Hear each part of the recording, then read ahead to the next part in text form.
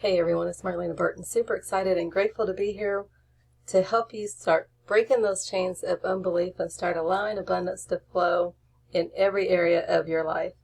So we are at day number 22 of the 28-day whiteboard work. And so today it's about allowing miracles. Miracles are really an expression of love, and this universe is absolutely full of love if you will allow it. And so love and abundance is just our natural state of being.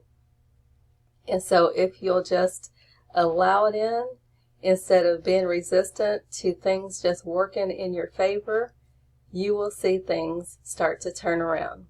So just open your mind and open your heart. Go to that place that all things are truly possible for you without you having to actually make it happen. You can just know that you can go to that place and simply allow it to be. So I want to encourage you today to allow miracles. Just as you allow the sunshine to shine on your face, allow miracles just the same.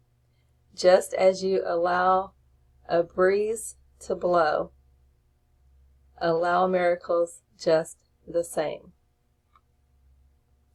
Just as you allow the rain to fall, allow miracles just the same. So be open, be receptive, have fun, be happy, be joyous, be you. Thank you for your time.